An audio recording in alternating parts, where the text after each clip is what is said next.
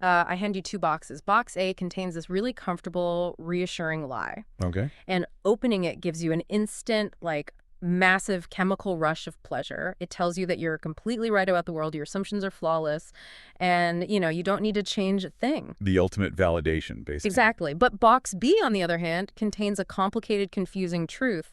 It's messy. It always is. Right. And opening it makes you feel instantly exhausted because it demands that you rethink everything you thought you knew. Yeah, that sounds exhausting. It is. And you are listening to this deep dive right now because your conscious mind, the part of you that actually wants to learn and grow it, wants to open box B. Yay. But biologically speaking, your brain is just screaming at you to open box A. It's this biological battleground in your head.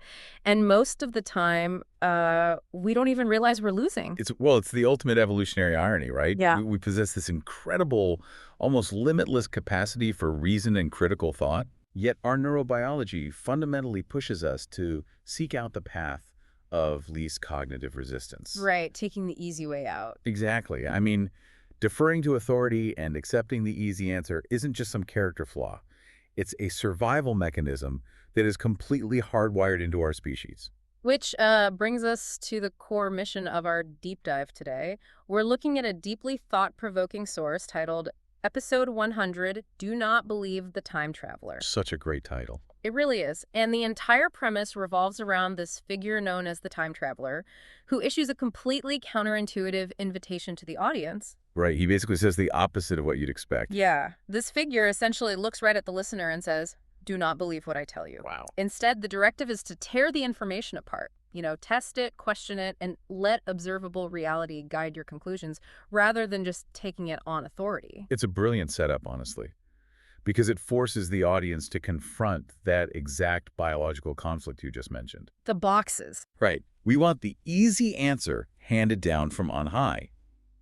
But the source uses neuroscience and philosophy to argue that this desire for certainty is a trap. A total trap. Yeah.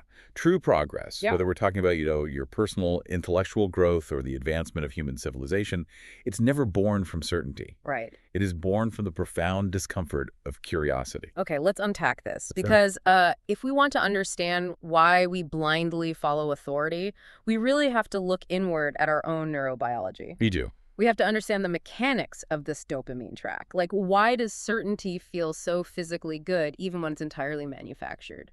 Well, you have to look at it from an evolutionary perspective. For our ancient ancestors, uncertainty usually meant danger. Like a predator in the bushes. Exactly. If you aren't certain whether that rustling in the bushes was just the wind or a tiger, you were in trouble. Yeah, that makes sense. So the brain evolved to view uncertainty as a threat state, which triggers anxiety. Oh, wow. Conversely, when you find an answer, when you feel certain, the brain's dopamine system actively rewards you. You get that hit. A literal chemical hit of pleasure and relief. Yeah. Your brain is essentially telling you, good job, the threat is gone, we are safe. So we're basically dealing with a biological addiction to easy answers. That's a good way to put it, yeah. If I can just adopt an authority figure's worldview without questioning it, I get all the dopamine of knowing without having to expend any actual mental calories to figure it out. Precisely. You get the reward without the work. It's like junk food for the brain. We crave the quick, satisfying hit of an easy answer handed to us on a silver platter because the actual, nutritional truth requires chewing, digestion, and just a lot of uncomfortable effort. What's fascinating here is how that biological reality scales up to the time traveler's warning. How so? Well, accepting answers just because they provide that dopamine hit or because they come from a highly confident, charismatic source, it's an illusion of knowledge. The source material points out this staggering historical reality. Think about every major leap in human history. Okay. The eradication of smallpox, the engineering required to build suspension bridges, the math that puts satellites in orbit. Yeah, or telescopes exploring distant galaxies. Exactly. None of that came from the comfort of certainty. Because, the authorities of the time usually hated those new ideas. Exactly the opposite of certainty. Every single one of those leaps exists only because someone was willing to endure the anxiety of not knowing. They embraced the discomfort. They did. Someone had to look at the accepted, comfortable authority of their era, whether that was the church, the king, or the scientific establishment, and ask, What if our current understanding is completely wrong? That really reframes the idea of curiosity completely. We Yeah. usually think of curiosity as this, I don't know, light, playful thing. Right, like a child asking why the sky is blue. Yeah. But by its very nature, genuine curiosity requires you to admit ignorance. It requires you to sit in that evolutionary threat state of uncertainty that you mentioned earlier. It takes courage. It does. Progress only happens when we consciously override our biology and choose the discomfort of evidence over the warm, fuzzy illusion of certainty. The entire history of human progress is really just the story of rare individuals who refused to open box A. Yeah. They pushed past the biological urge to just accept the dominant narrative, go to sleep, and be comfortable. Here's where it gets really interesting. And honestly, I'm struggling with this next part, so I want to push back on this on behalf of everyone listening right now. Go for it. Let's hear it. If our brains are biologically wired to crave these easy dopamine-fueled answers, Hmm. and we know that humans naturally defer to authority to save mental energy, Right. doesn't telling people to trust the scientific method just mean we're swapping out one infallible guru for another? Yeah. The authority paradox. I mean, look at history. Scientists have massive egos. They have blind spots. They've defended wildly incorrect theories for decades just to protect their own reputations. They absolutely have. They're human. So aren't we just saying, hey, don't blindly trust that guy in the robes, blindly trust this guy in the lab coat instead? That is the ultimate trap. And the source material actually anticipates this exact critique. Oh, really? Yes. Because if you treat science as a collection of absolute facts handed down by infallible beings, you're just practicing a new religion. Right. You're still relying on authority. Sure. But the distinction the time traveler makes is about the underlying mechanism. Okay, what's the mechanism? Scientists are entirely human, like you said. Yeah. They are susceptible to the exact same dopamine hits and ego-driven blind spots as the rest of us. Then why should we trust anything they produce over, I don't know, a random guy on the internet who sounds really confident? Because the strength of the scientific method isn't that it's never wrong. Its core strength is that it explicitly expects to be wrong. Oh, I see. It is a behavioral framework built entirely around error detection. It demands peer review, it demands falsifiability, and it fundamentally forces a change in stance when better evidence appears. Right, whereas ideologies don't do that. Exactly. Ideologies and authority-driven belief systems do the opposite.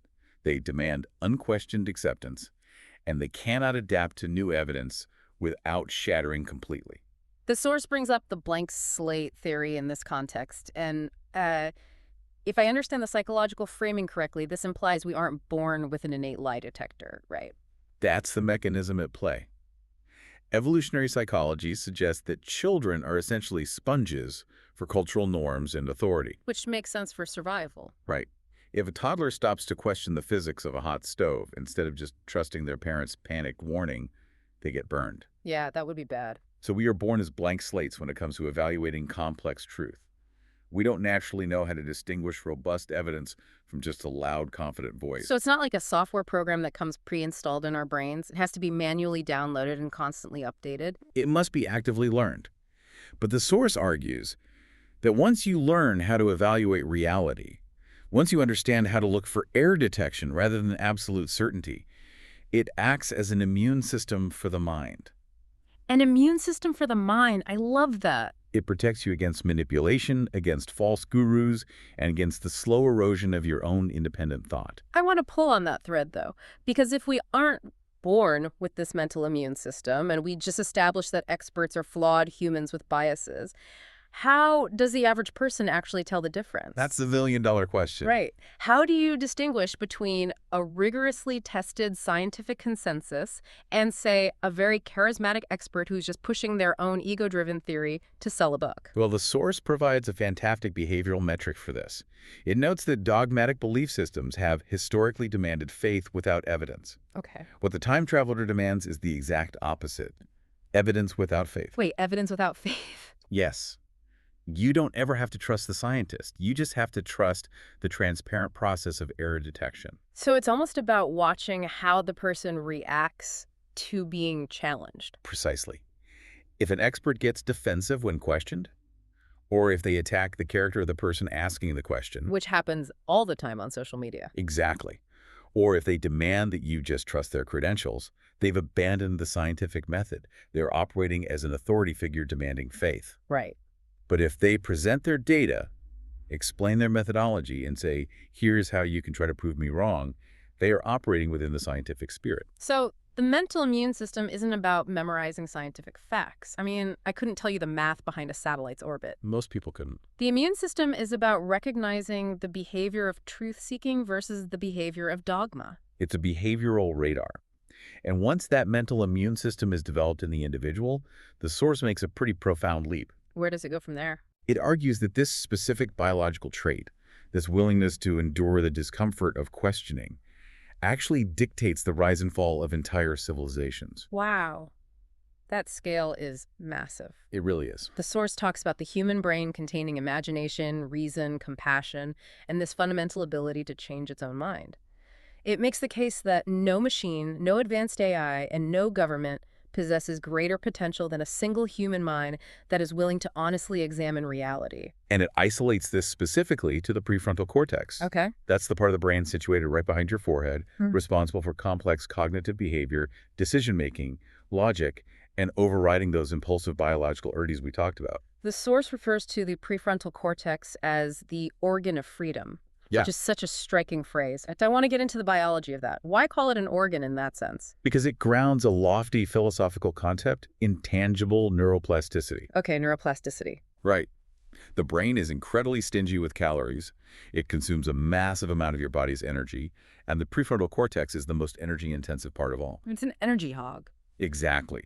And due to neuroplasticity, which is the brain's ability to rewire itself, if you don't use certain neural pathways, the brain prunes them to save energy. Oh, wow. Like any muscle in the body, if the prefrontal cortex isn't forced to work, it physically atrophies. So what does this all mean? If we think of society's rules and norms as a kind of environmental personal trainer for our collective prefrontal cortex, the implications are wild. They really are. Because a civilization that encourages free speech, rigorous debate, and skepticism is basically forcing its citizens to go to the mental gym. That's a great analogy. Right. It's making them lift heavy weights, forcing blood flow and neural connections in the prefrontal cortex. But an authoritarian civilization, one that punishes questions and demands blind obedience, essentially forces everyone to just lay on the couch until their critical thinking muscles completely waste away. If we connect this to the bigger picture, it completely reframes how we view skepticism in society. Yeah. Authority figures constantly paint skepticism and dissent as dangerous or, unpatriotic. But healthy skepticism isn't the enemy of civilization. It is the biological prerequisite for it. Right. It's what keeps the brain healthy. Exactly. To question a system is not to destroy it. To question is to understand its load-bearing walls. To investigate a claim isn't to reject it, but to genuinely seek out its structural integrity. That is so profound. And the source argues that every single civilization in human history declines the exact moment it stops questioning itself. Because at that point, a society isn't just making a political shift toward authoritarianism. If thinking critically requires caloric energy and a dictator says, hey, I will do the thinking for you, they are offering a biological bribe. A very tempting one. A huge one. According to this framework, when a civilization punishes questions, it is literally physically damaging the brains of its citizens through synaptic pruning. The prefrontal cortex literally wastes away. It shrinks, functionally. Conversely, when a society rewards curiosity, it strengthens the neural architecture that produces all human progress. So choosing freedom is a neurological choice, not just a political one. That is the crux of the time traveler's argument. You are actively shaping the biological capacity of a population based on what behaviors you reward and punish. Which brings this massive, uncomfortable weight of responsibility down onto our shoulders right now. Oh, yeah. I mean, if questioning is the ultimate neurological workout that sustains civilizations, what is our responsibility to the future? The source is totally uncompromising on this. Our generation's responsibility is not merely to passively inherit the knowledge of the past. Right. Our job is to rigorously examine it, to refine it, to completely tear it down if it's found to be structurally unsound, and to expand it. There's this beautiful point made about how future generations will judge us. They aren't going to look back and care if we won our little tribal arguments on the internet. No, they won't care about that at all. They're going to look at the historical record and ask if we had the courage to question our own deeply held assumptions. Did we open box B, or did we settle for box A? Right. Did we choose the discomfort of evidence, or did we surrender to the comfort of the dopamine hit? Because ultimately, the most powerful force in the universe isn't wealth and it isn't political dominance. Those things crumble. History shows us they always do. Always. The only sustainable force is a curious human mind guided by reason, humility, and evidence. The time traveler's ultimate goal in issuing that warning, "Do not believe what I tell you," was never to gain a loyal following. No, it was the opposite. The goal was to awaken the time traveler within you. Exactly. And I want to speak directly to you listening right now. Just by seeking out this deep dive, by consciously choosing to spend your time trying to learn, synthesize new information, and challenge your own viewpoints, you are actively participating in that legacy. You're doing the neurological workout. You are doing the workout, but there is a brilliant, almost poetic irony here. To truly honor the core message of the source material we're discussing today, we have to be entirely willing to tear it apart. Right. If we found the time traveler's arguments about the prefrontal cortex or the scientific method to be flawed, poorly reasoned, or unsupported by observable reality, our absolute duty would be to discard them without hesitation. This raises an important question, though. What does true intellectual liberation actually look like in practice? What do you think it looks like? It looks like the sobering realization that the future will exclusively be written by those who observe reality and think independently. No one, not a historical time traveler, not the most decorated scientist in the world, and certainly not this deep dive, can do your thinking for you. So true. Let's bring all these threads together. We started by looking inward, examining the biological dopamine trap, that evolutionary mechanism where our brains reward us for the comfortable, low-calorie illusion of certainty. And then we explored how to actively combat that biological trap by building a mental immune system. Right. We do this by adopting the scientific spirit, which is learning to trust a transparent process of rigorous error detection rather than putting blind faith in the charismatic authority of an expert. And from there, we zoomed all the way out to the macro level to see how exercising that critical thinking, literally firing the neurons in our prefrontal cortex, is what protects an entire civilization from decline. We have to choose the discomfort of curiosity over the comfort of dogma, not just for our own intellectual growth, but as a biological duty to the future. It requires a profound shift in how you navigate the world. You move from being a passive recipient of cultural information to an active, vigilant investigator of reality. Which is hard work. It's incredibly hard work. Right. Which brings me to a final thought I want to leave you with today. We've spent this entire time talking about how our biology fights our independence and how authoritarian systems exploit that to cause literal atrophy in the brain's organ of freedom. But what happens when we apply this to the modern world? Our dopamine systems constantly tempt us into the warm, fuzzy comfort of certainty. So what happens when we exist in a digital landscape explicitly engineered to exploit that exact biological vulnerability on an industrial scale? Oh, wow. That's a scary thought. Think about the algorithms powering your social media. Yeah. Every time you open your phone, the feed isn't designed to challenge you. It's tailored to hand you comfortable, validating certainties. The ultimate box A. Yes. It constantly feeds you box A, telling you that you are entirely right and your ideological enemies are entirely wrong. Are these modern algorithms acting as an environmental toxin to our biological freedom? It's entirely possible. If an authoritarian civilization damages brains by punishing questions, what happens to a civilization when the illusion of certainty is algorithmically weaponized against its citizens every single day? That's something everyone really needs to think about. Next time you are scrolling through your feed, and you feel that little rush of satisfaction, that dopamine hit, when a headline perfectly confirms everything you already believe, I challenge you to awaken that inner time traveler. Stop. Ask yourself why it feels so comfortable, and then choose the radical discomfort of asking, what if I am wrong? That's the real test. It really is. Thank you so much for taking this deep dive with us today. Keep questioning, keep testing, and keep exercising that organ of freedom.